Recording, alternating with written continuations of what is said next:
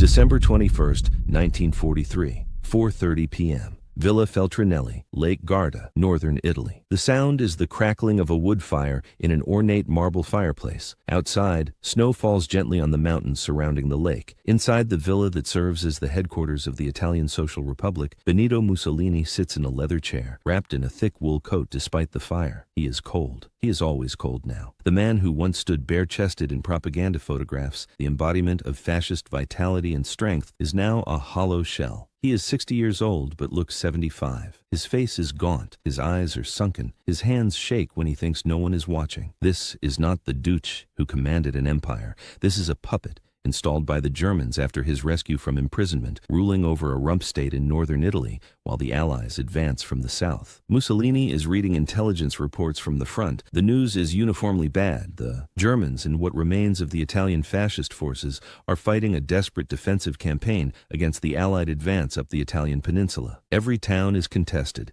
Every river is a barrier. The winter weather has slowed the Allied advance, but it has not stopped it. And now there is news from Ortona. A fascist courier, a young officer named Captain Pietro Russo, who still believes in the cause with the fervor of youth, arrives with dispatches from the front. He salutes crisply. Mussolini, who once demanded military precision from everyone around him, barely acknowledges the salute. "Report," he says, his voice a tired rasp.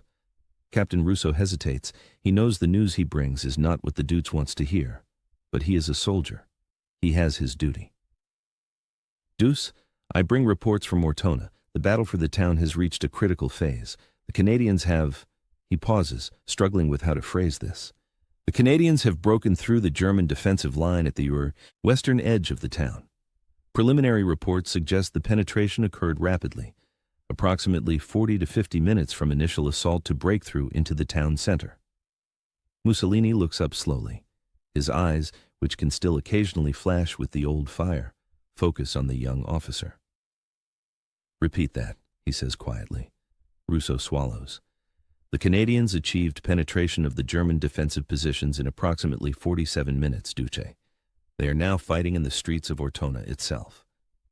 Mussolini sets down the report he was reading. His hands do not shake now. They are perfectly still. This is worse than he expected. Ortona is supposed to be a fortress. The Germans have turned the medieval town into a strongpoint, with orders to hold it at all costs. The elite 1st Parachute Division, the Fallschirmjäger, some of the best soldiers Germany has, are defending Ortona. And according to this report, Canadians, colonial troops from a nation that Mussolini has barely thought about in 2 decades of rule, have broken through those defenses in under an hour. Mussolini stands slowly, his joints protesting. He walks to the window and looks out at the snow-covered mountains. He does not see the beauty. He sees only the narrowing of his world. Italy is being invaded. His cities are being bombed. His armies have been defeated in North Africa, in Sicily, on the mainland. And now, a town that was supposed to hold for weeks has fallen in minutes to an enemy he does not even understand. When Mussolini finally speaks, what he says reveals not just his response to this tactical defeat, but the complete collapse of his understanding of the war, of Italy's place in it, and of his own culpability in the disaster that has befallen his nation. This is not just a story about a battle. This is a story about delusion, about a leader so disconnected from reality that even catastrophic defeats cannot break through his wall of self-justification. This is a story about what Mussolini said when confronted with evidence that the military forces he built, the ideology he preached, and the empire he dreamed of were all built on foundations of sand. Because Mussolini did say something about the Canadian breakthrough at Ortona. Multiple things recorded by the people who were there, and those statements, more than any single battle or defeat, explain why Mussolini's Italy collapsed so completely and why he ended his life not as a triumphant Duce, but as a corpse hanging upside down from a gas station roof in Milan. What Mussolini said about Ortona was the truth of his regime, laid bare in 47 brutal minutes. To understand Mussolini's reaction to the Canadian breakthrough at Ortona, you must understand what Ortona meant to him, not militarily, though it had military significance, but symbolically. Ortona is an ancient town on the Adriatic coast, built on a promontory overlooking the sea. It has narrow medieval streets, stone buildings, and a natural defensive position. In December 1943, it sits on the Gustav Line, the German defensive position meant to stop the Allied advance toward Rome. The Germans have fortified Ortona heavily because it anchors the eastern end of the Gustav Line. If the Allies take Ortona, they can threaten the entire German position. More importantly for Mussolini, Ortona is Italian, not occupied territory in Africa or the Balkans, but Italy itself. The fighting there is happening on Italian soil, in an Italian town, destroying Italian buildings and killing Italian civilians caught in the crossfire. Every Allied advance in Italy is a personal humiliation for Mussolini. He came to power promising to make Italy great again, to restore the glory of Rome, to build an empire that would dominate the Mediterranean. Instead, Italy has become a battleground where foreign armies fight over Italian cities while Mussolini watches helplessly from his villa. The defense of Ortona is being conducted by German forces, not Italian. After Italy's capitulation in September 1943, after Mussolini was arrested and then rescued by German commandos, after the establishment of the puppet Italian Social Republic, what remains of the Italian military is unreliable. Some units fight alongside the Germans, others have deserted or joined the partisans. The Germans do not trust Italian forces with critical defensive positions. So Ortona is held by the German 1st Parachute Division, approximately 4,000 elite troops who have fought in Crete, North Africa, and Russia. These are not garrison soldiers, these are Germany's best. And they are facing the 1st Canadian Infantry Division, specifically the Loyal Edmonton Regiment and the Seaforth Highlanders of Canada, backed by tanks from the Three Rivers Regiment. The battle for Ortona has been raging for several days when the breakthrough occurs on December 21st. The Canadians have been fighting their way through the approaches to the town, facing intense resistance. The Germans have blown bridges, mined roads, and fortified every building. It is brutal, close-quarters combat in winter conditions. The Canadian plan for December 21st is to punch through the western edge of Ortona's defenses and establish a foothold in the town itself. They will use a tactic they have been developing throughout the Italian campaign, a tactic that will become their signature move in Ortona: mouse-holing. Instead of advancing down streets where German machine guns have perfect fields of fire, the Canadians will blast through the walls of buildings, moving from house to house without ever exposing themselves to street-level fire. But before they can mousehole through the town, they need to break the outer defensive perimeter. And that is what happens on the morning of December 21st. At 09:45 hours, Canadian artillery begins a precise, focused bombardment on German positions at the western edge of Ortona. The bombardment lasts 15 minutes, long enough to suppress the defenders, but not long enough to destroy the buildings completely, because the Canadians will need those buildings for cover once they advance. At 10:00 hours, the artillery lifts. Canadian infantry, supported by Sherman tanks, assault the German positions. The fighting is intense. The Fallschirmjäger, despite the bombardment, fight with the tenacity they are known for. They have machine guns positioned in buildings. They have snipers in bell towers. They have anti-tank guns covering the approaches. But the Canadians keep coming. They use their tanks to blast holes in walls. They throw grenades through windows. They rush forward in small groups, covering each other, moving from rubble pile to rubble pile. And critically, they do not stop. When one section is pinned down, another section flanks. When a tank is knocked out, infantry suppress the anti-tank position while another tank destroys it. It is violent, chaotic, and incredibly aggressive. The Germans, expecting the Canadians to pause and consolidate after the initial assault, are shocked by the relentless pressure. By 10:47 hours, Canadian forces have broken through the outer defensive line and are inside the western edge of Ortona. 47 minutes from the start of the assault to penetration of the town, the Germans immediately recognize the danger. If the Canadians establish themselves inside Ortona, the entire defensive position is compromised. They launch counterattacks, trying to push the Canadians back out. But the Canadians have already dug in. They have occupied buildings. They have brought forward machine guns and mortars. And they are beginning to mousehole, blasting through walls to expand their foothold without exposing themselves to German fire. By afternoon, when the report reaches Mussolini at Lake Garda, the situation is clear. The Canadians are inside Ortona and they are not leaving. The battle is now a street fight, building by building, room by room. It will last for another week, earning Ortona the nickname Little Stalingrad. But the decisive moment was the breakthrough on the morning of December 21st. The Canadians got inside the fortress, and once inside, they could not be dislodged. This is the information that Captain Russo delivers to Mussolini. The Canadians have broken through. The Germans are still fighting, but the outer defenses have fallen. Ortona is being contested in the streets. Mussolini processes this information through the lens of his own psychological collapse. He does not think about tactics or logistics. He thinks about what this means for him, for his legacy, for his self-image as the great leader who restored Italian glory. And when he finally responds to Captain Russo's report, his words reveal a man living in a delusional fantasy that no amount of evidence can penetrate. Mussolini turns from the window to face Captain Russo. His expression is difficult to read. Not anger, not fear. Something closer to bitter resignation mixed with reflexive defiance. Canadians, he says slowly, as if tasting the word.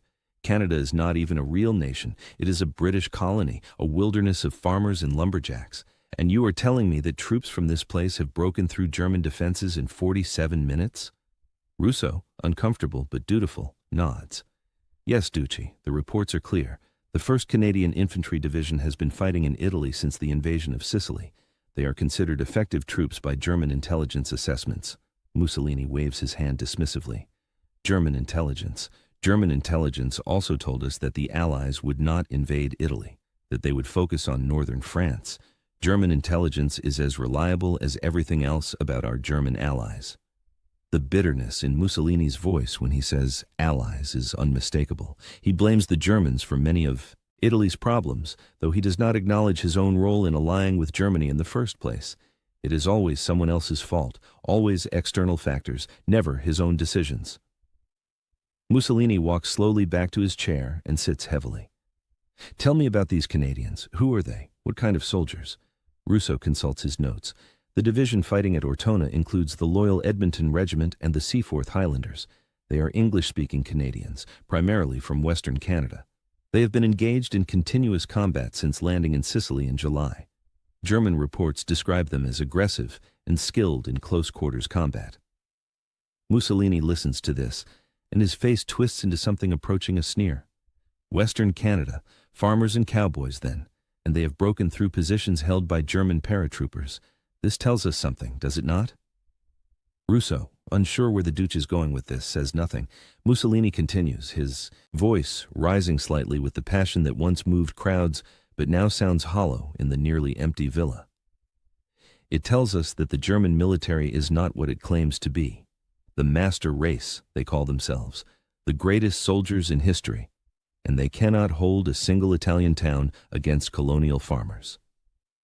This is Mussolini's first instinctive response. Blame the Germans. It is psychologically easier than confronting the reality that the entire Axis war effort, the entire fascist dream, has failed. If the Germans are weak, if they have let him down, then the failure is not his. It is theirs. But there is a problem with this narrative, and even Mussolini, in his diminished state, recognizes it. If the Germans are so weak, what does that say about Italy? Italian forces could not hold against the Allies either. Italian armies collapsed in North Africa, in East Africa, in the Balkans, in Russia. If Mussolini blames the Germans for losing, he implicitly acknowledges that Italy could not win. And that is a thought he cannot fully embrace. So he shifts his argument, searching for an explanation that preserves his self-image. The Canadians are not fighting alone, Mussolini says, more to himself than to Russo. They have American equipment, British support. They are merely the tools of the Anglo-American plutocracies. The victory, if we can call it that, is not Canadian. It is American industrial power overwhelming German positions. This is Mussolini's second strategy: minimize Canadian agency. If the Canadians are just tools, just proxies for American power, then their success says nothing about Canadian capability, or, by extension, about the quality of Axis forces. But this explanation also feels hollow, even to Mussolini, because he knows, though he would never admit it publicly, that industrial power is itself a form of military strength. Italy's greatest weakness has always been its lack of industrial capacity compared to the major powers. Mussolini dreamed of empire, but built it on a foundation of insufficient factories, inadequate resources, and outdated technology.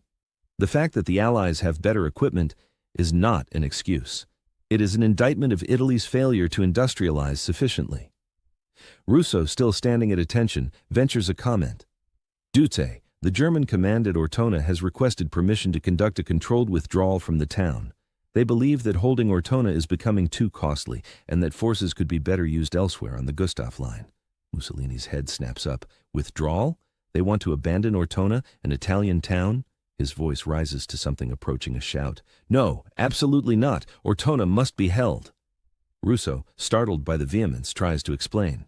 Duce, the military assessment is that Ortona has limited strategic value compared to the cost of defending it. The town is being destroyed in the fighting. Civilian casualties are mounting. The Germans believe... Mussolini cuts him off. I do not care what the Germans believe. Ortona is Italy. If we abandon Italian towns without fighting, what message does that send? That Italy is defeated? That the Deuce has surrendered? This outburst reveals something important about Mussolini's thinking. He is not making military decisions based on strategic calculation. He is making them based on symbolism and personal pride. Ortona must be held not because it is militarily critical, but because abandoning it would be an admission of defeat. And Mussolini cannot admit defeat, not to the Allies, not to the Germans, not even to himself.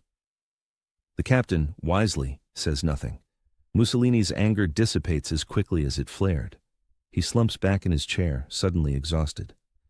How many Canadians are in Italy? He asks quietly. Russo consults his notes again. Intelligence estimates place the 1st Canadian Corps at approximately 2 divisions, plus supporting units, perhaps 50 to 60,000 troops total. Mussolini does a rough calculation in his head. 60,000 Canadians, from a nation of 11 million people. Italy, with 44 million people, fielded an army of over 2 million at its peak. And yet, these 60,000 Canadians are helping to drive through Italian defenses, are taking Italian towns, are contributing meaningfully to Italy's defeat. There is a bitter irony in this that even Mussolini can appreciate. A small nation on the other side of the world is helping to destroy the empire he built.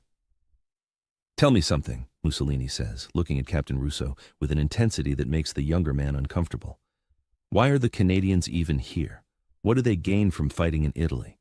It is not their war. Italy has never threatened Canada. We have no quarrel with them. So why do they come here to kill Germans and destroy Italian towns? It is actually a reasonable question, though Mussolini asks it for the wrong reasons. He genuinely does not understand why Canada, a nation with no direct stake in the Mediterranean, would send troops to fight in Italy. Russo, who has clearly thought about this, offers an answer. Duce, Canada is part of the British Commonwealth. When Britain went to war with Germany, Canada followed. They are here because they are allied with Britain. Mussolini shakes his head. That is the official answer. But why would individual Canadians, farmers, and workers agree to cross an ocean to fight in Italy? What drives them? Russo hesitates, then says something that is probably unwise but honest. Perhaps they believe they are fighting for something. Freedom, democracy, against fascism and Nazism. They believe they are on the right side. The room goes very quiet. Mussolini stares at the young captain. For a moment, Russo thinks he has gone too far, that he will be punished for this implied criticism of fascism. But Mussolini does not explode. He simply looks away, back toward the fire. The right side, he murmurs. They think they are on the right side. This moment of potential self-awareness passes quickly. Mussolini's mind, trained by decades of propaganda and self-justification, cannot follow that line of thought to its logical conclusion. Instead, he returns to safer territory. Blame, excuses, conspiracy theories. Over the next several days, as the battle for Ortona continues and the Canadians slowly grind through the town building by building, Mussolini's comments about the situation reveal the depths of his delusion. On December 22nd, when informed that the Canadians have advanced deeper into Ortona using their mouse-holing tactics, Mussolini makes a statement to his small circle of remaining advisors that is recorded in multiple sources. The Canadians are destroying Ortona because they are barbarians. They have no appreciation for Italian culture or history. They blast through medieval buildings as if they are shacks in the wilderness of Canada. This proves that the Anglo-Americans are not liberating Italy. They are destroying it. This statement ignores the fact that the Germans have also been destroying Italian towns in their defense. It ignores the fact that Mussolini's own decision to ally with Germany brought the war to Italy in the first place. But it allows Mussolini to cast the Allies, including the Canadians, as villains rather than liberators. If they are destroying Italian cultural heritage, they cannot be the good guys. This narrative is important for Mussolini's psychological survival. On December 23rd, Mussolini receives a detailed report on Canadian tactics at Ortona. The report describes how the Canadians use explosive charges to blast through walls, how they throw grenades into rooms before entering, how they clear buildings methodically and ruthlessly. The report notes that German defenders find these tactics difficult to counter because the Canadians do not expose themselves to street-level fire. Mussolini reads this report and makes a statement to his secretary, Nicola de Cesare, who records it in his diary. The Canadian tactics at Ortona are those of criminals, not soldiers. They fight without honor, hiding in buildings, avoiding direct combat. It is the warfare of cowards and terrorists. This assessment is, of course, absurd. The Canadians are using innovative tactics to minimize their own casualties while maximizing pressure on the defenders. This is intelligent warfare, not cowardice. But Mussolini, whose understanding of modern combat was always limited, cannot or will not see this. To him, honor in combat means standing in the open, dying bravely for a cause. The fact that the Canadians are winning by being smart rather than suicidal offends his fascist sensibilities. On December 24th, Christmas Eve, Mussolini attends a small religious service at Villa Feltrinelli. He is Catholic, though his relationship with the church has always been complicated. After the service, he speaks with a priest about the war. The priest, trying to comfort him, suggests that God will deliver Italy from its trials. Mussolini's response, overheard by several people, is telling. God is not delivering Italy. The Allies are destroying it. The Canadians are in Ortona, fighting on Christmas Eve, with no respect for the holy day. What kind of men fight on Christmas? Only men without souls. This statement reveals Mussolini's complete failure to understand that the Canadians are fighting on Christmas Eve because the Germans are fighting on Christmas Eve. The battle did not pause for the holiday because neither side could afford to give the other respite. But Mussolini frames it as a specifically Canadian barbarism, further building his narrative of the Allies as destroyers rather than liberators. On December 26th, Mussolini receives news that the Germans are considering withdrawing from Ortona despite his previous objections. The town is being destroyed. Casualties are mounting.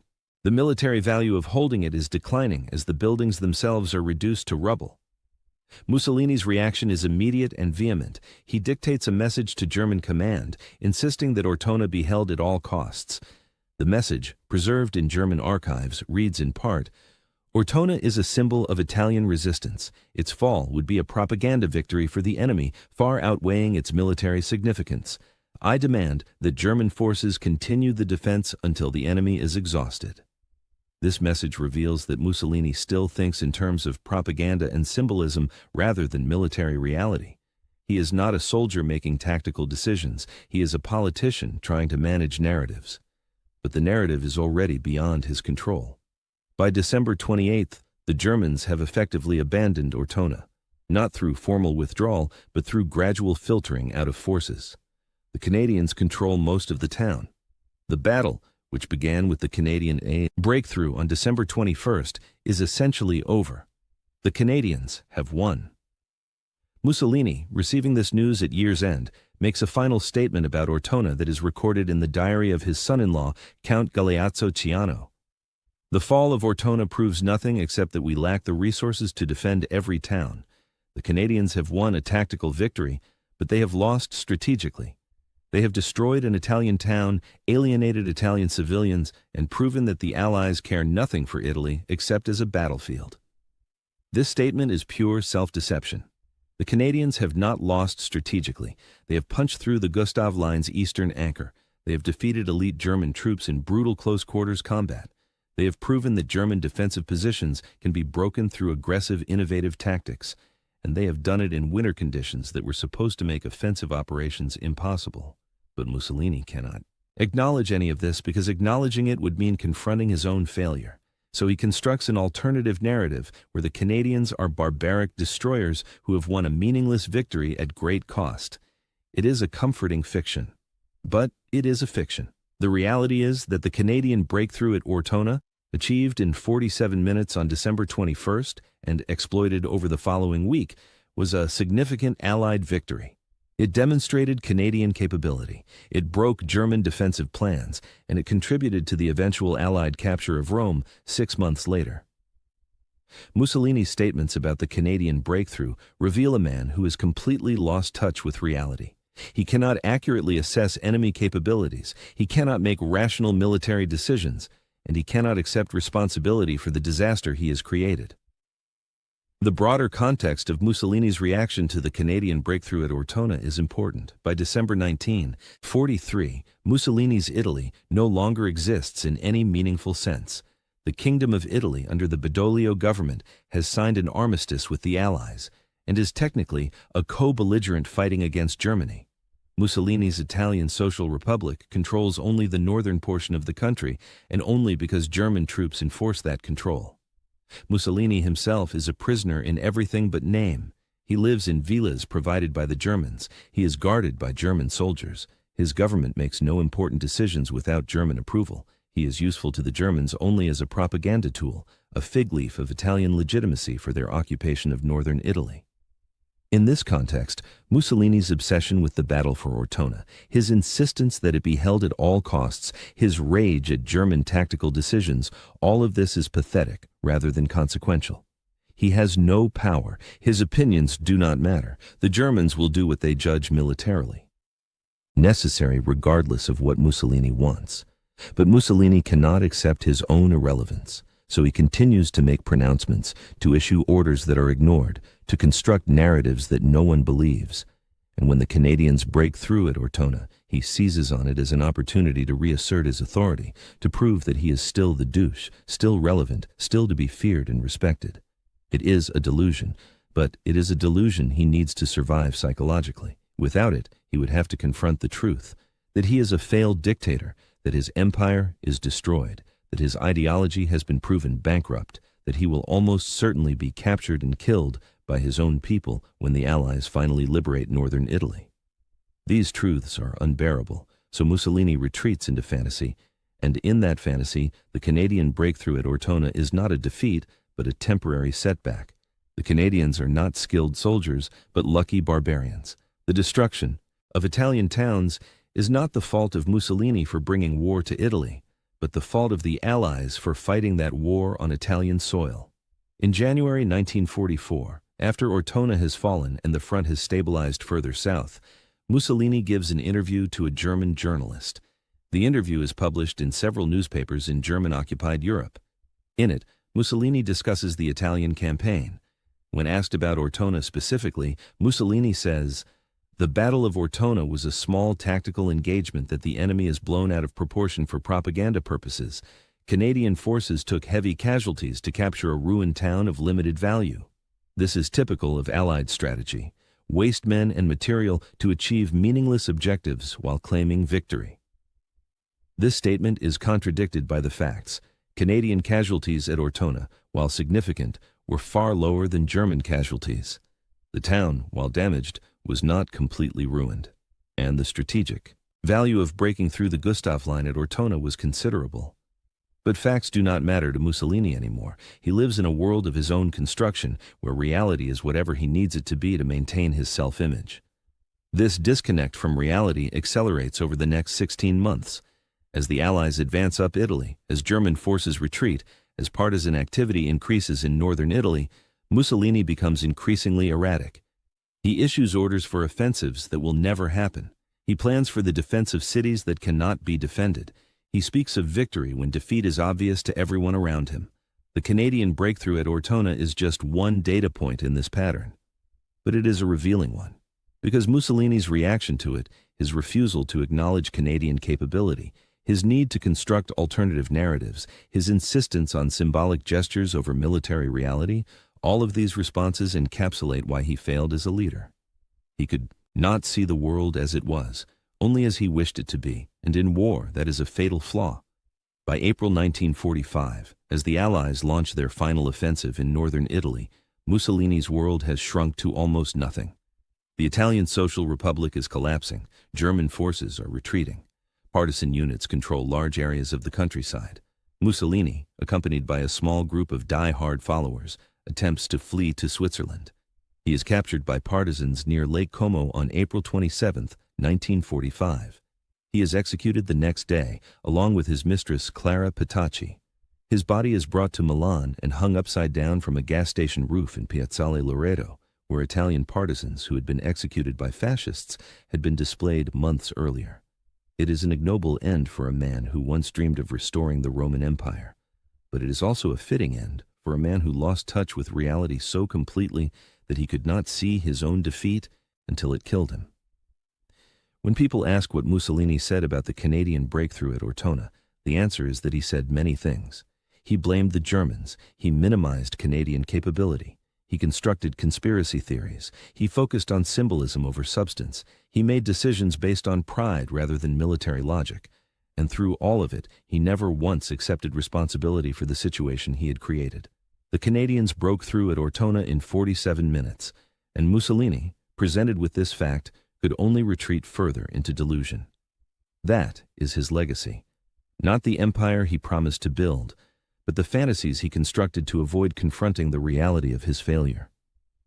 The historical record of Mussolini's statements about the Canadian breakthrough at Ortona comes from several sources. The diaries of Count Galeazzo Ciano, Mussolini's son-in-law and former foreign minister who remained in contact with Mussolini despite having been arrested by the fascist government. Ciano was executed in January 1944, but his diaries survived and were published after the war. The memoirs of Nicola de Cesare, Mussolini's personal secretary during the Italian Social Republic period. De Cesare recorded many of Mussolini's statements and observations during the final 18 months of the Duce's life. German diplomatic and military reports from officials dealing with Mussolini's government. The Germans were meticulous record keepers, and their archives contain extensive documentation of interactions with Mussolini and assessments of his mental state. Post-war interviews with Italian officials who served in the Italian Social Republic and survived the war. Many of these individuals, seeking to distance themselves from fascism while explaining their own actions, provided detailed accounts of Mussolini's behavior and statements during the final period of his rule. From these sources, a consistent picture emerges. Mussolini was obsessed with maintaining the appearance of authority and competence even as both crumbled around him. The battle for Ortona, and specifically the rapid Canadian breakthrough, threatened that appearance because it demonstrated how vulnerable Italian territory was to Allied assault and how little control Mussolini had over the military situation. His response was to deny, deflect, and construct alternative narratives that preserved his self-image. This pattern repeated throughout the final period of Mussolini's rule. When confronted with defeats, he blamed others. When confronted with evidence of Allied capability, he minimized it. When confronted with military realities that contradicted his wishes, he issued unrealistic orders that were ignored. The Canadian breakthrough at Ortona was neither the first nor the last time Mussolini exhibited this behavior. But it is a clear and well-documented example of it, and it provides insight into why fascist Italy failed so completely in World War II. Italy entered the war with structural disadvantages, limited industrial capacity, inadequate raw materials, outdated equipment, poor training systems. These were real problems that would have challenged any leader. But Italy also had significant advantages: a large population, a strategic position in the Mediterranean, experienced military leaders from World War I, a population that, initially at least, supported the government. The question is whether a different leader could have navigated Italy through the war more successfully. Not to victory, perhaps Italian disadvantages were too great for that. But to a less catastrophic defeat, the answer is almost certainly yes. Because many of Italy's problems stemmed directly from Mussolini's leadership failures. His decision to enter the war prematurely in June 1940, when Italian forces were not ready. His decision to launch unprovoked attacks on Greece and Egypt that stretched Italian resources and led to humiliating defeats. His decision to declare war on the United States after Pearl Harbor, adding another powerful enemy. His decision to send Italian forces to Russia, where they were destroyed in conditions they were not equipped to handle. And perhaps most importantly, his inability to accurately assess military realities and make decisions based on those realities rather than on propaganda and wishful thinking. The Canadian breakthrough at Ortona is a microcosm of this larger failure. Mussolini wanted Ortona held for symbolic reasons. Military logic suggested withdrawal to better positions. Mussolini's will prevailed, but only briefly and at great cost. The Germans eventually withdrew anyway, but only after suffering casualties that served no strategic purpose. This pattern, repeated across multiple fronts and campaigns, explains why Italy's military performance was so poor. Not because Italian soldiers were cowards, they fought bravely in many engagements, but because they were led by a system that valued appearance over substance, propaganda over reality, and Mussolini's ego over military logic. When the Canadians broke through at Ortona in 47 minutes, they demonstrated several things: that well-trained troops with good equipment and innovative tactics could break through German defenses quickly, that the Gustav Line was vulnerable, that the Allies were learning and improving their operational methods, and that the Axis forces in Italy, despite fighting hard, could not stop the Allied advance indefinitely. Mussolini, presented with this evidence, learned nothing. He continued to believe what he wanted to believe. He continued to make decisions based on pride rather than reason. And he continued down the path that led inevitably to his death and the complete destruction of the regime he built. In the end, what Mussolini said about the Canadian breakthrough at Ortona matters less than what he failed to say. He failed to say, "We are losing and we need to change." Strategy. He failed to say, "Our forces are outmatched and we need to seek terms." He failed to say, "I made mistakes and I must correct them." These admissions, these acknowledgments of reality, might not have saved Mussolini or his regime.